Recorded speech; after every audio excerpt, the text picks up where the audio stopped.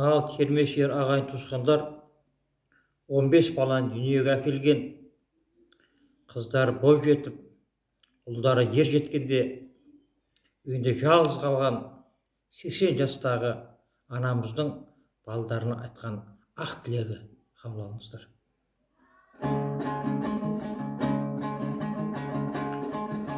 Бала бауыр етіңіз деген екен халқымыз,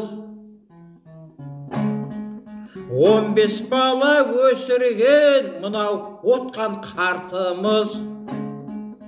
Бұзық болсаң кешірген, айдай сұлу қылып өсірген, шайнап салған аузыңа не бір түрлі асыңды. Ер жеттің міне бой жеттің, бір отау иесі. Бала шағалы болдыңдар, немере де сүйдіңдер. Ақ тілегі ананың, бақытты өмір сүріңдер.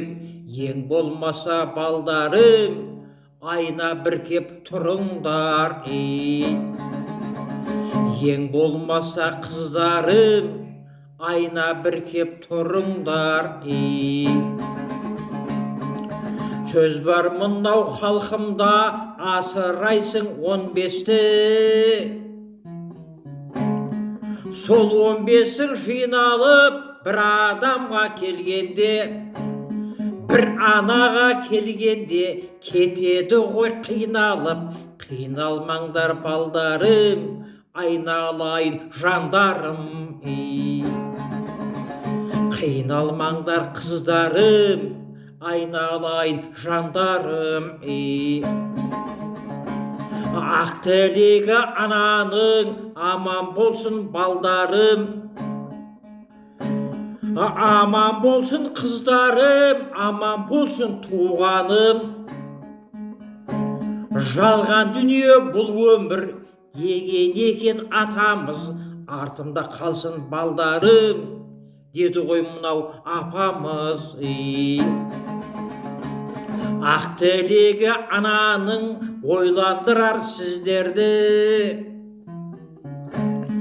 Аман болсын апалар, аман болсын әжелер.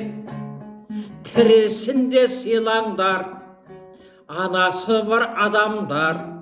Өлгеннен кейін не пайда, сыйлағанмен анаңды.